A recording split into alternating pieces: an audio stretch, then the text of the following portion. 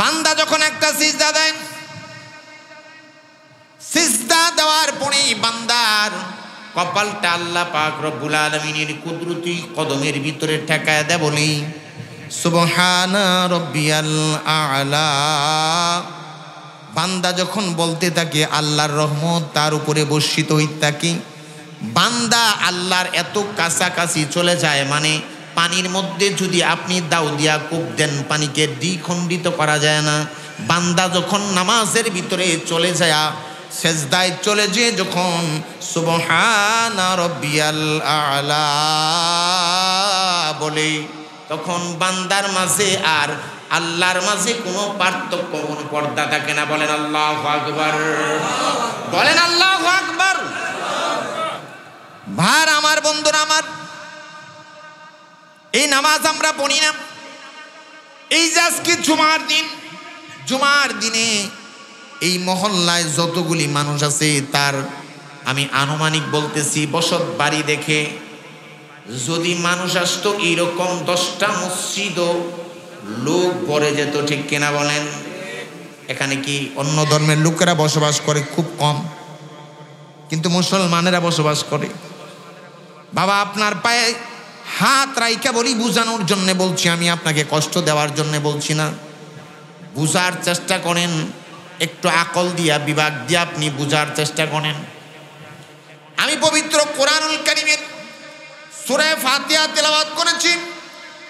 এই সূরা ফাতিহার মধ্যে আয়াত সংখ্যা হচ্ছে কয়টা বলেন? 60টা। এই সূরা ফাতিহার নাজিল হওয়ার প্রেক্ষাপট আর কোরআন নাজিল হইছে প্রথম কোথায় এটা জানা দরকার আছে কিনা? আপনারা জানেন, তারপরে বলছি। পবিত্র কোরআনুল কারীম আপনার আমার নবী মুহাম্মদুর রাসূলুল্লাহ সাল্লাল্লাহু বলেন সাল্লাল্লাহু আলাইহি ওয়াসাল্লাম যখন জাবালে নূর হীরা গুহায় যখন যারা হজ করতে গেছেন তারা দেখে আসছেন, উঠতে না পারলে উপরে আপনারা দেখেছেন, ঠিক কিনা বলেন? যারা হজ করতে গিয়েছিলেন ওই জাবালে নূর পাহাড়ের ভিতরে আল্লাহর পয়গম্বর ধ্যানে মগ্ন। আল্লাহ তাআলা জিবরাইল আলাইহিস সালাতু ওয়াস সালামকে পাঠাইলেন। পাঠায়া দিয়া আল্লাহ পাক রব্বুল আলামিন কোরআনের সর্বপ্রথম সূরা আলাক নাজিল হয়। নবীজির কাছে আইসা আরবি ভাষা হলো সৌদি আরবের ভাষা, আমার নবীর ভাষা হলো আরবি। এই জন্যে আল্লাহ পাক রব্বুল আলামিন যত কিতাব নাজিল করেছেন আসমানি, সেই নবীর ভাষায়, তার যে ভাষা সেই ভাষায় নাজিল করেছেন। আমাদের নবীর, আপনার নবীর ভাষা হলো আরবি, তাই আল্লাহ পাকের পয়গম্বরের কাছে জিবরাইল আলাইহিস সালাতু ওয়াস সালামকে পাঠিয়ে দিলেন। নবীজির কাছে আইসা হীরা গুহার ভিতরে নির্জন জায়গা, মাটি থেকে 500 ফুট উপরে, ওই 500 ফুট উপরে মাটি থেকে কতটুকু উঁচা, ওই নির্জন এলাকায় পাহাড়ের গর্তের ভিতরে আল্লাহর পয়গম্বর আল্লাহ পাক রব্বুল আলামিনের কাছে একাকী কথা বলেন, কাঁদেন। এই অবস্থায় জিবরাইল আলাইহিস সালাতু ওয়াস সালাম একজন মানুষের বেশ ধরে আইসা, সাদা পোশাক পরনেওয়ালা আইসা বলতেছেন ইকরা। নবীজি আশ্চর্য হয়ে গেলেন। ইকরা অর্থই হলো বলো। এখন আপনাকে যদি একজন মানুষ বলে বলেন, আপনি কি বলবেন? আপনি তো আশ্চর্য হয়ে যাবেন, হতভম্ব হয়ে যাবেন। অপরিচিত একজন মানুষ নবীজির কাছে আইসা বলতেছেন জিবরাইল আমিন ইকরা মানে বলো, ইকরা মানে বলো। উনি বলতে পারছেন না। নবীজিকে বুকে জড়ায় ধরে আলতোভাবে 3 বার চাপ দিয়া যখন ছেড়ে দিলেন, তারপরে নবীজিকে বললেন ইকরা বিসমি রাব্বিকাল্লাযী খালাক, ইকরা বিসমি রাব্বিকাল্লাযী খালাক, আপনি পড়েন আপনার রবের নামে। তখন নবীজির আর বুঝতে বাকি হলো না। এই কোরআনের আয়াতগুলি নাজিল হওয়া আরম্ভ হলো। কয়টা আয়াত? 5টা আয়াত নাজিল হলো। আমার মূল কথা হলো কোরআন ওখান থেকে নাজিল হয়, শুরু হলো।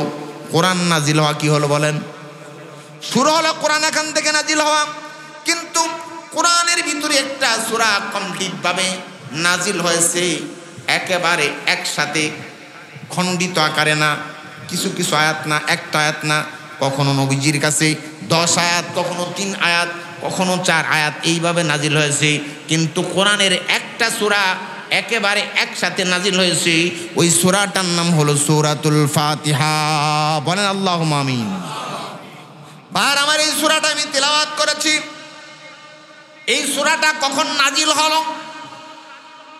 এই সূরাটা আল্লাহর পয়গম্বর খোলা আকাশের নিচ দিয়া মরুভূমি দিয়া যখন হাঁটেন, তখন স্বর্ণের উপরে একটা চেয়ারের মধ্যে বসা, সুন্দর চেহারা, সুন্দর সাদা পোশাক, দপদপে নবীজি যখন একা একা থাকেন, মরুভূমির পথে যখন হাঁটেন, নির্জন জায়গা, এমন জায়গার ভিতরে নবী মুহাম্মদুর রাসূলুল্লাহ সাল্লাল্লাহু আলাইহি ওয়াসাল্লাম যখন হাঁটেন, আপনার আমার নবী বলে ইয়া মুহাম্মদ বলে ডাক দেয়।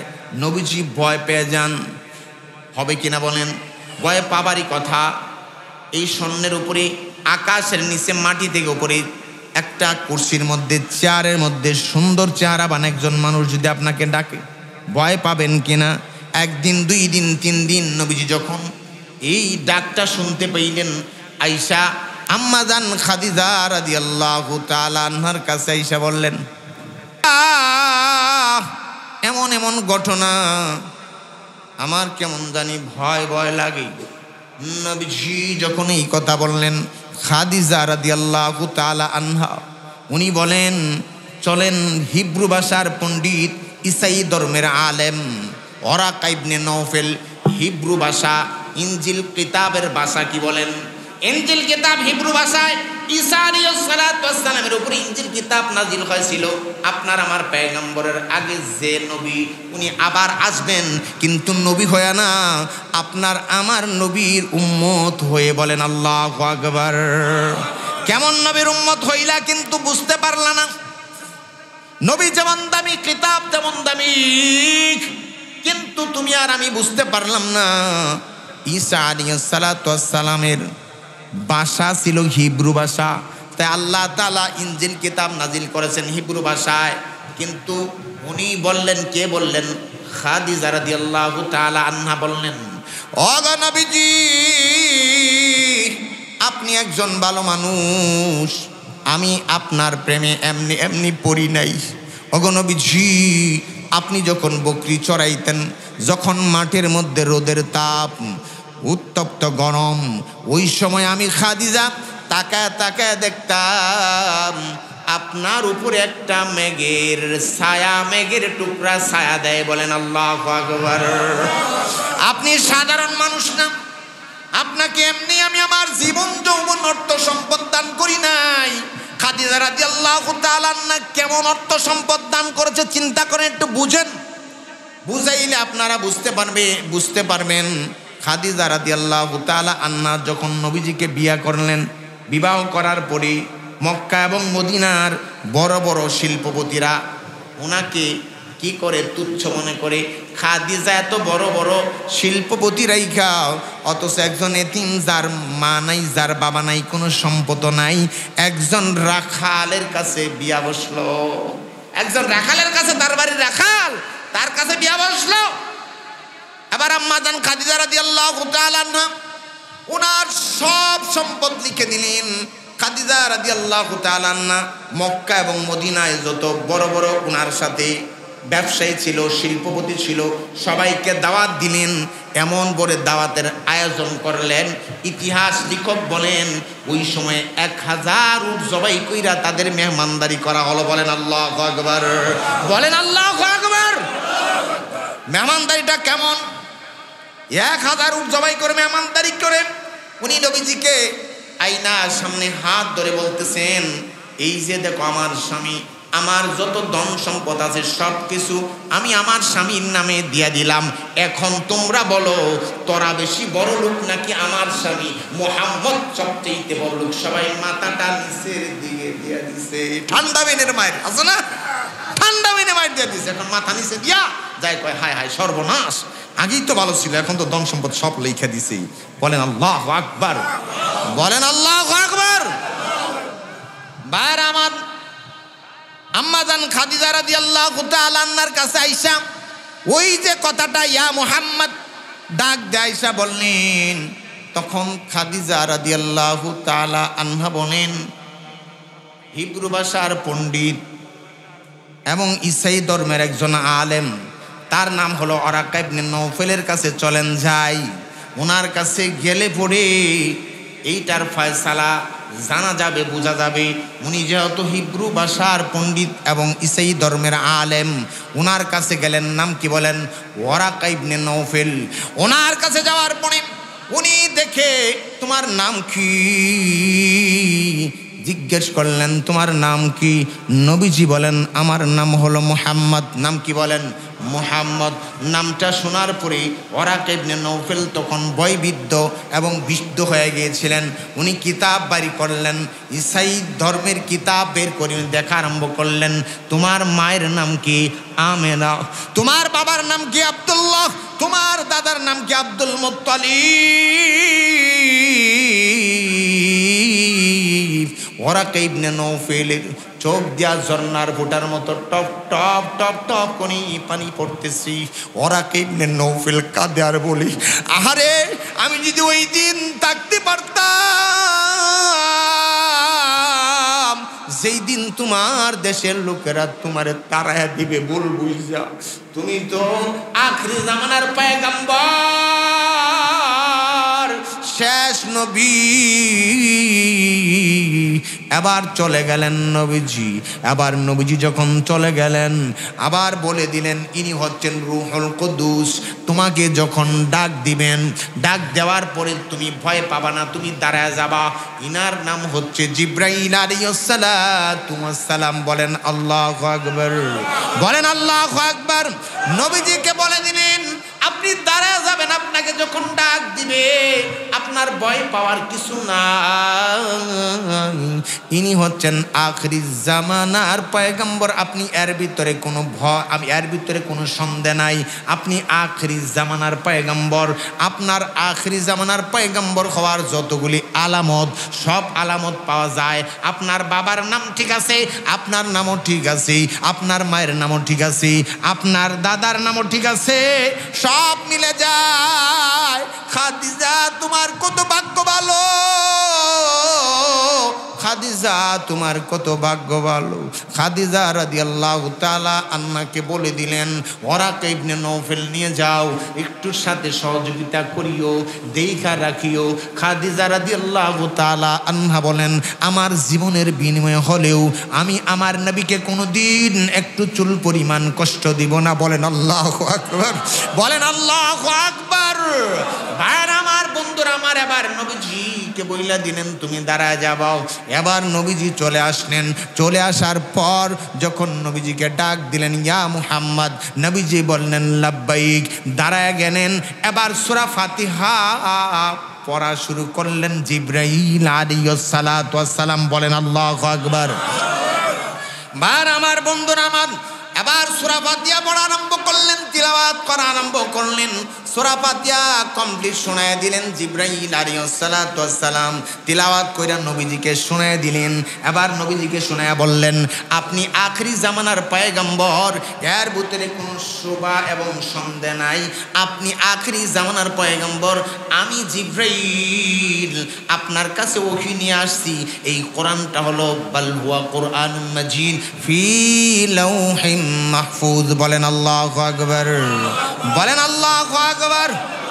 বার আমার, এবার তিলাওয়াত করে শোনায় দিলেন, আলহামদুলিল্লাহ। পড়েন, আলহামদুলিল্লাহি রাব্বিল আলামিন আর রহমানির রহিম মালিকি ইয়াউমিদ্দিন ইয়্যাকা না'বুদু ওয়া ইয়্যাকা নাস্তাঈন ইহদিনাস সিরাতাল মুস্তাকিম সিরাতাল লাযীনা أنعمت عليهم غير المغضوب عليهم ولا الضالين। বলেন আমিন।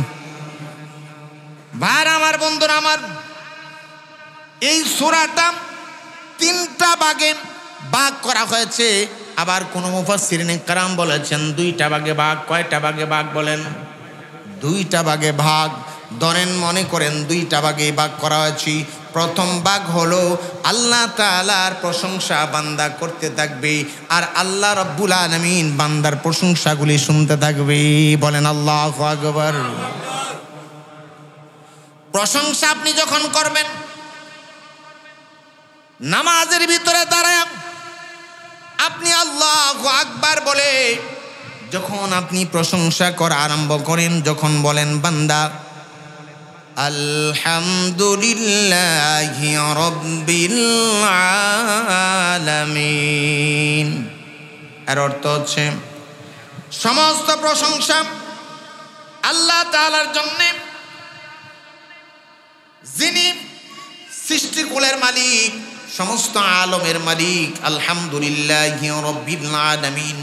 বান্দা যখন প্রশংসা করতে থাকে তখন আল্লাহ তাআলা খুশি হন এবং আল্লাহ তাআলা বান্দার প্রশংসাটা আল্লাহর কুদরতি চোখ দিয়া দেখতে থাকেন। বলেন সুবহানাল্লাহ। চোখ দিয়া দেখেন এবং শুনেন। বান্দা যখন এইভাবে তিলাওয়াত করতে থাকে এবং পড়তে থাকে, আর রহমানির রহিম, তিনি পরম দয়ালু অতি মেহেরবান। বান্দা যখন বলতে থাকে মালিকি ইয়াউমিদ্দিন, তিনি একমাত্র বিচার দিবসের মালিক। বিচার দিবসের মালিককে বলেন আল্লাহ। ওখানে কার কোনো সুপারিশ চলবে না। কোনো মানুষ তখন হাসরের ময়দানে সুপারিশ করার মতো কেউ থাকবে না, একজন মাত্র থাকবে, আল্লাহ পাক রব্বুল আলামিনের পয়গম্বর আপনার আমার নবী। উনি সাজদায় পড়ে কাঁদতে থাকবেন। হাদিসের ভিতরে আসছে উনি কাঁদতে কাঁদতে যখন আল্লাহ রব্বুল আলামিনের কুরসির কাছে যায়, উনার কান্নার পানি যখন উনার চেয়ারের কাছে কুরসির কাছে যায় পৌঁছবে, আল্লাহ তাআলা কাহার রূপটাকে ছেড়ে দিয়া বড় শান্ত হয়ে যাবেন। আল্লাহ তাআলা ডাক দিয়া বলবেন বন্ধু আমার কোথায়, হাবিব তুমি কোথায়? আল্লাহর পয়গম্বর মাথা উঠাবেন, মাথা উঠে বলবেন রব্বুল আলামিন আপনার কাছে আমার একটা ফরিয়াদ। বন্ধু তুমি কি চাও? কয় বিচার কাজটা মাত্র শুরু করেন। আল্লাহ তাআলা তখন বিচার কাজটা মাত্র শুরু করবেন। কি করবেন বলেন? বিচার কাজটা মাত্র শুরু করবেন। আল্লাহ তাআলা বলবেন ওয়ামতাজুল ইয়াউমা আইয়ুহাল মুজরিমুন। আল্লাহ তাআলা বলবেন এ দুনিয়ার জালেমকারীরা, স্বৈরাচারীরা, জুমার নামাজের আজান হলো কিন্তু তুমি জুমার নামাজের আজান শুনে বাড়িতে পড়ে ঘুমাইলা, কিন্তু তুমি নামাজ পড়তে গেলা না। এ লোকেরা তোমরা এবার আলাদা হয়ে যাও। নামাজকারীরা, নামাজ পড়নেওয়ালারা আর নামাজ যারা পড়ে নাই তাদেরকে পৃথক করে দেওয়া হবে, আলাদা করে দেওয়া হবে। আলাদা হয়ে যেতে আল্লাহ বলবেন। কে বলবেন? আল্লাহ তাআলা বলবেন। এই জন্য আল্লাহর ওলি বলেন, ফার্সি কবি, মকন সস্তি নমাজে পঞ্জগানা ফাওয়াইলুল লিল মুসাল্লিন আল্লাযীনা, মকন সস্তি নমাজে পঞ্জগানা ফাওয়াইলুল লিল মুসাল্লিন আল্লাযীনা। অলসতা করে যারা নামাজ ছেড়ে দিলাম, অলসতা করে যারা নামাজ ছেড়ে দিলা তাদের জায়গা হবে জাহান্নাম। কোথায় বলেন? জাহান্নাম। নামাজ যারা ছেড়ে দিল ইচ্ছা করে, 3 ওয়াক্ত নামাজ যারা ছেড়ে দেয় ইচ্ছা করে, ইচ্ছা করে যারা অসুস্থতা ছাড়া বা শরীয়তের কোনো উজুর ছাড়া নামাজ ছেড়ে দিল, ওই ব্যক্তিটার নাম মুসলমানের খাতায় থাকে না। কথাটা কঠিন হলো না? কথাটা মনে হয় একটু কঠিন হলো। মুসলমানি দাবি করো, মুসলমানের মুসলমানি রক্ষা করতে হলে নামাজ আদায় করতে হবে, আল্লাহর কুদরতি কদমে তোমাকে সেজদা দিতে হবে। আর এই সূরা ফাতিহাটার শানে নজুলের কথা আমি বললাম, মোটামুটি একটু ব্যাখ্যা আমি দিলাম, অর্থটা বললাম, মোটামুটি সময় অল্প। ভাইয়ার আমার, বন্ধুরা আমার, এই পাঠ পর্যন্ত হলো মালিকি ইয়াউমিদ্দিন। তিনি একমাত্র বিচার দিনের মালিক। আল্লাহ তাআলা হলেন একমাত্র বিচার দিনের মালিক। এবার বান্দা দেখেন কত সুন্দর করে প্রশংসা করেন। আপনি কত সুন্দর করে প্রশংসা সূরা ফাতিহার ভিতরে করার পর আপনার মালিকের কাছে আপনি চাইতেছেন, এবার বলতেছেন ইয়াকা না'বুদু ওয়া ইয়াকা নাস্তাঈন। আল্লাহ তাআলা এই যে জুমার নামাজ আপনি পড়তে আসছেন, আল্লাহু আকবার বলেছি, সানা পড়েছি, এবার দাঁড়ায় দাঁড়ায় তোমার প্রশংসা করতেছি। আল্লাহ তোমার ইবাদতের মধ্যে আমি দাঁড়াইলাম, কবুলটা তুমি করে নাও। রব্বুল আলামিন তোমার ইবাদত করি আর একমাত্র সাহায্য তোমার কাছে চাই। ইয়াকা না'বুদু ওয়া ইয়াকা নাস্তাঈন, মানে এর অর্থ হচ্ছে আল্লাহ তাআলা আমি আপনার ইবাদত করতেছি এবং সাহায্যটা একমাত্র আপনার কাছে চাই। কার কাছে চাই বলেন? আল্লাহর কাছে চাই। তাই তো ফার্সি কবি বলেন সার দুনিয়া গো মুখালিফি কুসনহি নুকসান হ্যায়, গম नहीं कुछ डर नहीं है जब रहीम रहमान है। सर दुनिया हो मुखालिफ कुछ नहीं नुकसान है, गम नहीं कुछ डर नहीं है जब रहीम रहमान है। সারা দুনিয়ার মানুষ যদি আপনাকে বাদশাহী লিখে দেয়, অনেক মানুষ সারা দুনিয়ার বাদশাহী করেছে, দুনিয়ার ভিতরে বাদশাহী করেছে, নমরুদ করেছে, সাদ্দাত করেছে, ফেরাউন করেছে, তাদের অবস্থাটা কোরআনের ভিতরে আলোচনা আল্লাহ করে দিয়েছেন। দেখো যারা আমাকে মানে নাই তাদের অবস্থাটা, দুনিয়াতে কি অবস্থা করেছি আমি, পরকালে কি অবস্থা করেছি। বাই ডোন্ট মাইন্ড, আপনি মাইন্ড করবেন না, বাংলাদেশের নাগরিক আমি। এই যে দেখেন যারাই জুলুম করেছে তাদের অবস্থানটা আজকে কোথায়, কল্পনাও করে নাই মানুষ অবস্থানটা কোথায়। বা আপনি আওয়ামী লীগ করেন, বিএনপি করেন, জাসদ করেন, বাসদ করেন, আমার কোনো প্রবলেম নাই। দুই জায়গায় এক, মসজিদের কাতারের ভিতরে এক। আপনি যখন মারা যাবেন কবরের ভিতরে ধনী আর বাদশাহ গোরস্থানে কিন্তু আলাদা করা হয় না। করা হয় না কি এক? আমরা মুসলমান, আমাদের পরিচয়। ভাইরা আমার, বন্ধুরা আমার, তাই তো বলছেন কবির ভাষায়, কবি বলছেন সার দুনিয়া গো মুখালিফ, সারা দুনিয়ার মানুষ যদি তোমার দুশ্মন হয়ে যায়, তোমার মাওলা যদি তোমাকে চিনে, তোমার রব, তোমার আল্লাহ, বলেন আল্লাহু আকবার, বলেন আল্লাহু আকবার। তোমার রব যদি তোমাকে চিনে তাহলে তোমার অন্য কেউ তোমাকে চেনার প্রয়োজন নাই। আর সারা দুনিয়ার মানুষ যদি তোমার কল্যাণ চায়, তোমার রব যদি তোমার কল্যাণ না চায়, তাহলে কিন্তু তুমি দুনিয়াতেও লাঞ্ছিত এবং বঞ্চিত, অপমানিত। মৃত্যুর পরে কিন্তু তোমার স্থান হবে জাহান্নাম। কোথায় বলেন? জাহান্নামে যাইতে চাই নাকি বলেন? না, জাহান্নামে আমরা যাইতে চাই না। তাই আপনারা দোয়া করবেন, আল্লাহুম্মা ইন্না নাসআলুকাল জান্নাহ, আল্লাহ তাআলা তুমি আমাকে জান্নাত দাও, ওয়া নাউযু বিকা মিনান নার, আল্লাহ তাআলা আপনার কাছে আমি জাহান্নাম থেকে মুক্তি চাই। নবীজি বলেছেন তোমরা চারটা কাজ বেশি বেশি করো। এক নাম্বার কাজ হচ্ছে তওবা ইস্তেগফার, কালেমা বেশি বেশি করে পড়ো। 2 নাম্বার তওবা করো। 3 নাম্বার আল্লাহ পাক রব্বুল আলামিনের কাছে তোমরা জান্নাত চাও। 4 নাম্বার ওয়া নাউযু বিকা মিনান নার, জাহান্নাম থেকে মুক্তি চাও। কার কাছে? রবের কাছে, আল্লাহর কাছে। এই যে জুমার নামাজ আপনি আমি পড়তে আসলাম, আল্লাহর কাছে সাহায্য চাইতেছি। কার কাছে বলেন? সূরা ফাতিহা পড়ে পড়ে আল্লাহর কাছে সাহায্য চাইতেছি। ইয়াকা না'বুদু ওয়া ইয়াকা নাস্তাঈন। আল্লাহ তাআলা নামাজের ভিতরে দাঁড়াইছি, আল্লাহু আকবার সারেন্ডার করলাম। রব্বুল আলামিন, এবার আমি দাঁড়ায় দাঁড়ায় তোমার প্রশংসাগুলি করলাম, প্রশংসা করলাম। সূরা ফাতিহা হলো প্রশংসা। সর্বোত্তম দোয়া, সর্বশ্রেষ্ঠ দোয়া হলো সূরা ফাতিহা। এই সূরা ফাতিহার মধ্যে ইয়াকা না'বুদু ওয়া ইয়াকা নাস্তাঈন যখন বান্দা বলে, আল্লাহ তাআলা বলেন দেখো আমার বান্দা আমার প্রশংসা করতেছে এবং বলতেছে ইয়া ইয়াকা নাবুদু ওয়া ইয়াকা নাস্তাঈন। আমার বান্দা আমার কাছে সাহায্য চায়। ফেরেশতারা বলে রব্বুল আলামিন আমাদের কি করতে হবে আপনি বলেন।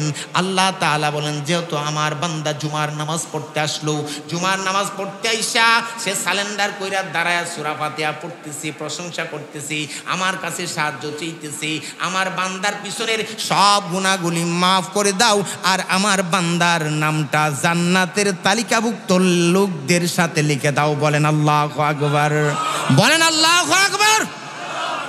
ভাইর আমার, বন্ধুরা আমার, তারপরে এটা বলার পরে ইহদিনাস সিরাতাল মুস্তাকিম, আল্লাহ তাআলা আমি যেন আবার নামাজ পড়ার পরে পথভ্রষ্ট না হয়ে যাই, আমি যেন পথভ্রষ্ট না হয়ে যাই। আল্লাহ নামাজ পড়লাম, দাঁড়াইলাম নামাজের ভিতরে, আল্লাহ তুমি আমাকে তুমি যে পথটাকে পছন্দ করো, মানে ইহদিনাস সিরাতাল মুস্তাকিম, যে রাস্তাটা তোমার বাতলানো, তোমার বলা, ওই রাস্তায় চলা আমাকে সহজ করে দাও। বলেন আল্লাহু আকবার।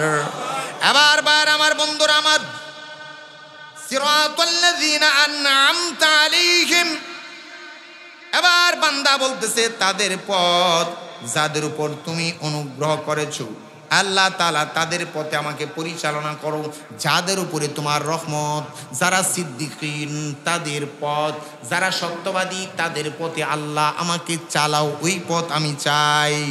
আল্লাহ তাআলার কাছে নামাজের ভিতরে দাঁড়ায় সূরা ফাতিহার মধ্যে আপনি যে কি বললেন জানেন না? গায়রিল মাগদুবি আলাইহিম ওয়ালাদ-দাল্লিন।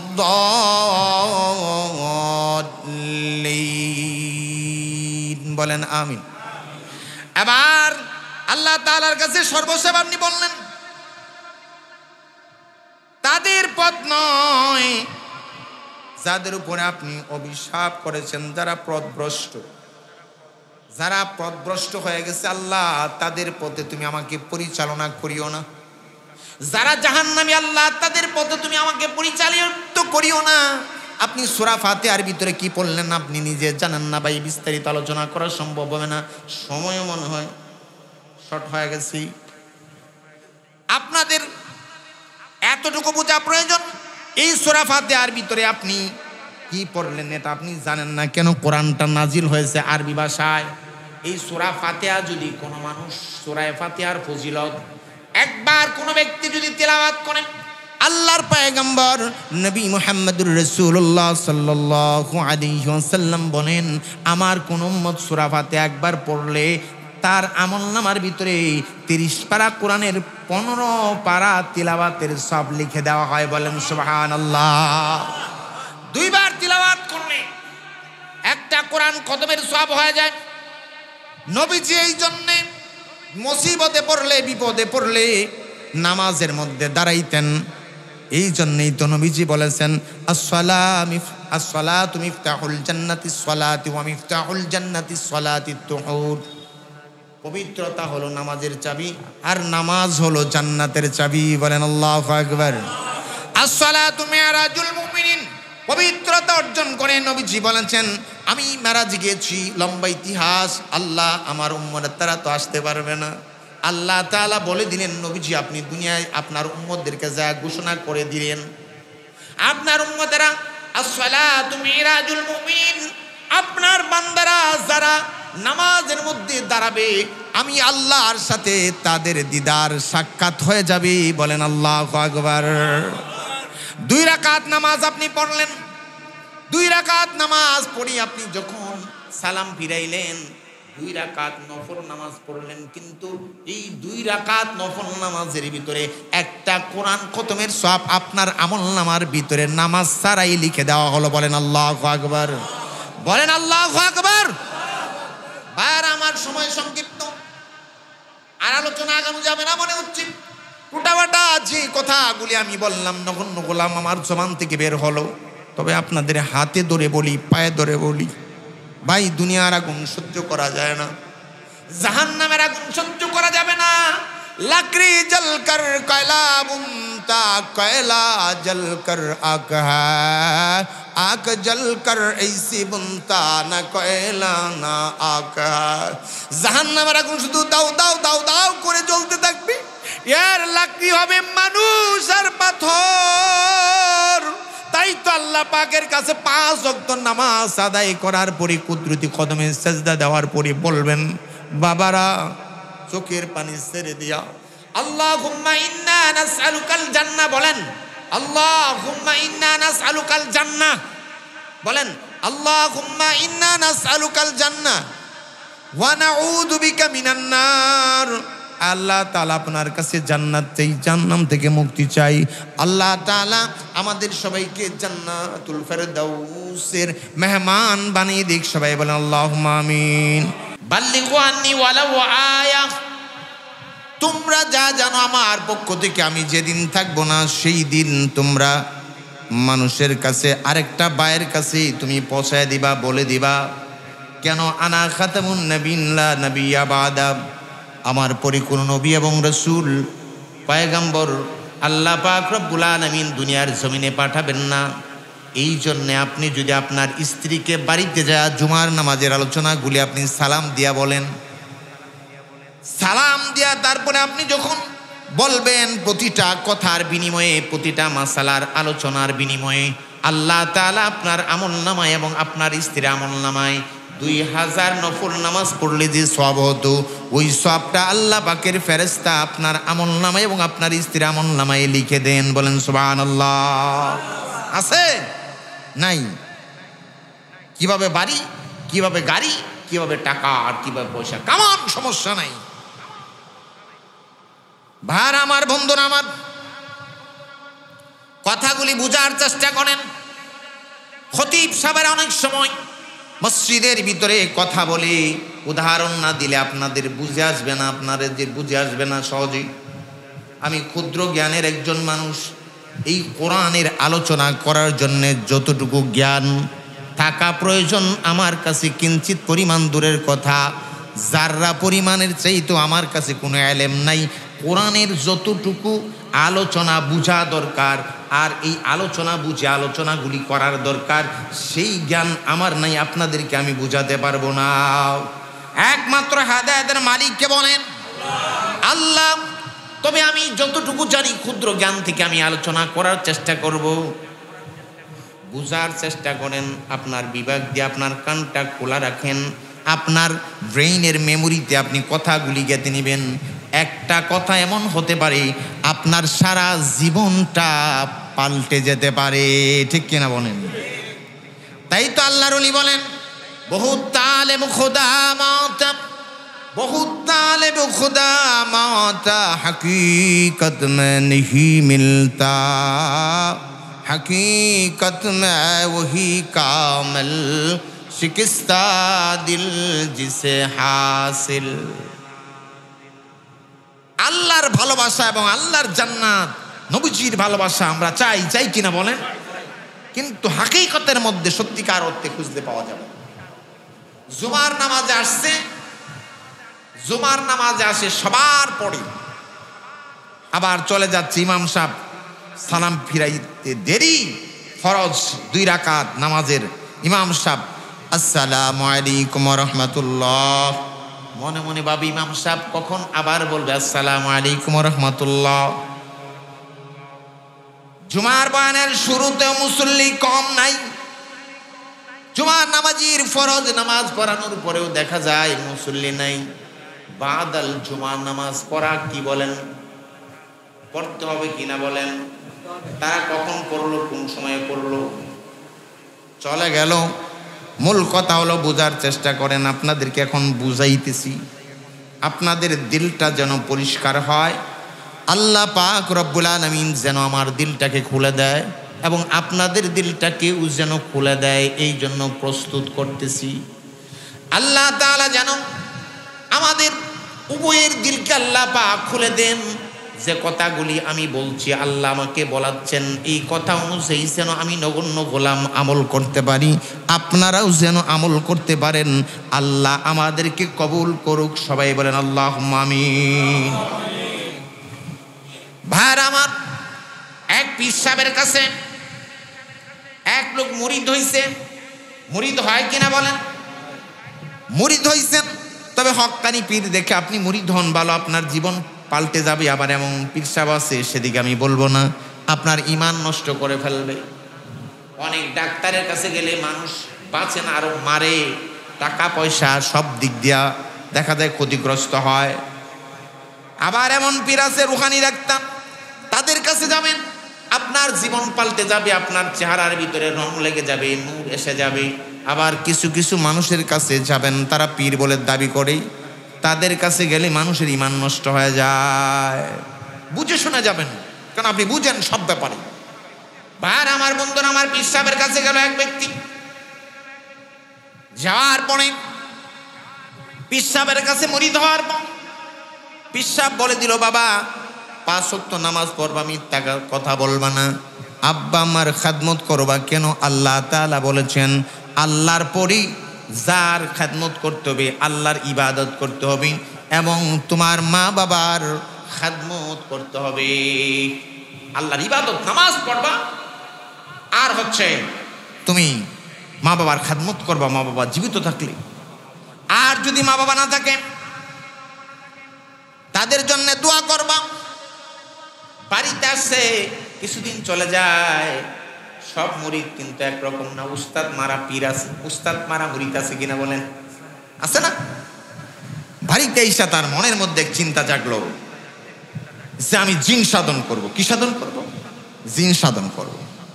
পীর সাহেবের বাড়িতে যাই, বলতেছে হুজুর নামাজ কালাম পড়ি, আপনার কথা মতো চলার চেষ্টা করি, তবে আমার একটা আশা, আমি জিন সাধন করতে চাই। বাবা তুমি জিন সাধন করে কি করবা? কয় হুজুর আমাকে শিখায় দেন কেমনে জিন সাধন করতে হবে। কয় সূরা জিন তিলাওয়াত করবা। বলে দিলাম, জিন তো আইসা সামনে হাজির, এটা গল্প, কিন্তু জিন আইসা সামনে হাজির হয়ে গেছে। হাজির হয়ে বলে আমার কাজ কি, আমাকে হুকুম করেন। হুকুম করলো, আমার বাড়ি করে দাও, আমার অমুক বাগানে কাজ করে, এই করো সেই করো। লাস্টে যখন সব কাজ শেষ, তখন বলে কাজ দাও। এখন ওই লোক তো বিপদে পড়ে গেছে, কি কাজ দিবে? কাজ আর নাই। এবার পীর সাহেবের বাড়িতে দৌড়ায় গেছে, কয় কাজ দে, না হয় তো আরে মারবো, আমার বড় কাজ। কাজ দে, না হয় তো আর কি করবো, মারবো। এখন বিপদে পড়ছে না, এখন তো ঠেকায় পড়ে, বিপদে পড়ে উস্তাদের বাড়িতে দৌড়িয়ে গেছে।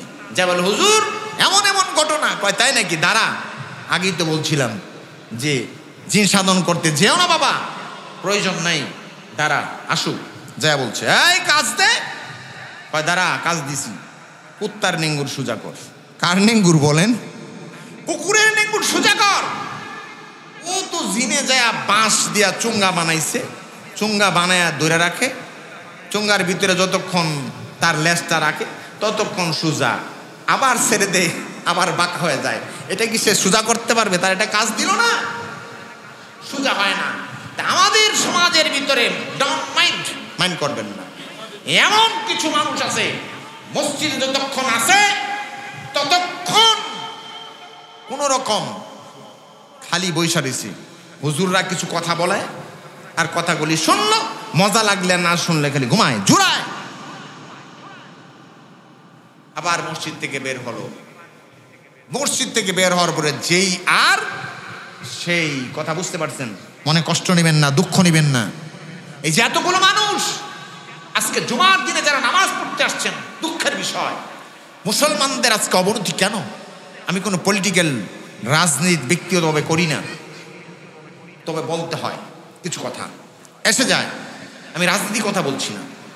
এই যারা নামাজ পড়তে আপনারা আসছেন, যারা আমরা আসছি নামাজ পড়তে, জুমার দিনে নামাজ পড়তে যারা আসছেন, এখানে 75%, 100-100-র ভিতরে 75 জন মানুষকে যদি এখানে গেটটা লাগিয়ে এক এক করে ছেড়ে দেওয়া হয়, আর যদি বলা হয় যে আপনি এই জুমার নামাজ পড়তে আসলেন, আপনি জুমার নামাজটা কাবলাল জুমা ইমামের পিছনে আপনি পড়লেন, ঠিক আছে, বাদাল জুমা এই সুন্নতগুলি নামাজ যে পড়লেন, সূরা ফাতিহাটা বলেন, দোয়ায়ে কুনুতটা বলেন, আত্তাহিয়াতুটা বলেন, দুরূদ শরীফটা বলেন, আমি জানি আজকে থেকে না, আজকে 37 বছর যাবত জুমার নামাজ পড়াচ্ছি।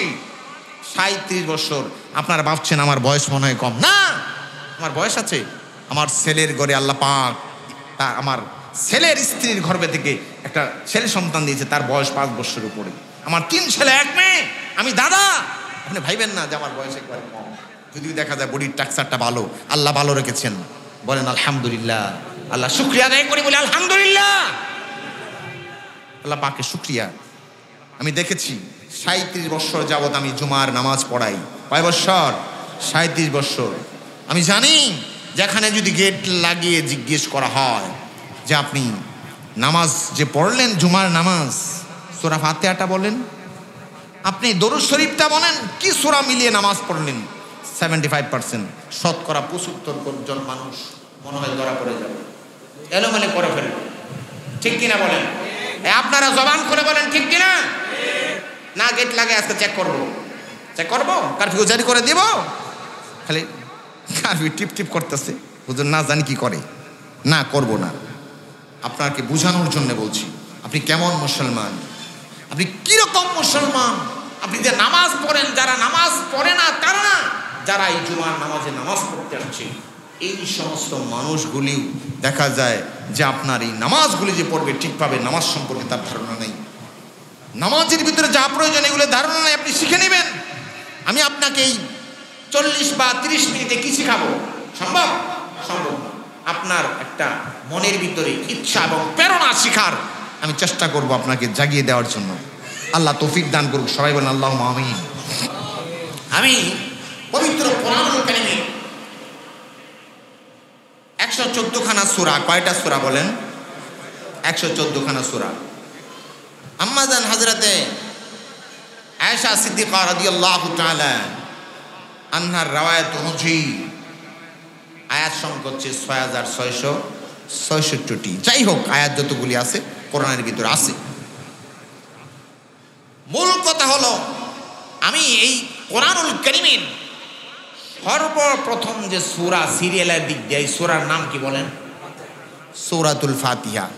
অনেকেই বলে আলহামদুলিল্লাহ সূরা, কিন্তু এই সূরার নাম হচ্ছে সূরাতুল ফাতিহা তিলাওয়াত করেছি। এর মধ্যে আয়াত সংখ্যা হচ্ছে 60টি। কয়টা আয়াত বলেন? 60টি আয়াত। কোরআনুল কারীম মুসলমানদের এমন একটা গ্রন্থ যে কোরআন হচ্ছে আল্লাহর কথা। কেউ যদি আল্লাহর সাথে কথা বলতে চায় তাহলে তাকে কোরআন তিলাওয়াত করতে হবে। কি করতে হবে বলেন? এখানে এমন মানুষ আমরা আছি যে আল্লাহর সাথে কথা বলতে চাই না? চাই। আল্লাহর সাথে যদি আপনি কথা বলতে চান তাহলে আপনি কোরআন তিলাওয়াত করতে হবে। কি করতে হবে বলেন? কোরআন তিলাওয়াত করতে হবে। আর আল্লাহর একেবারে রহমতের কাছাকাছি আপনি যদি চলে যেতে চান, আল্লাহর কুদরতি কদমে কপালটা ঠেকিয়ে দেন, তাহলে আল্লাহর মাঝে আর বান্দার মাঝে কোনো হিসাব থাকে না। বলেন আল্লাহু আকবার।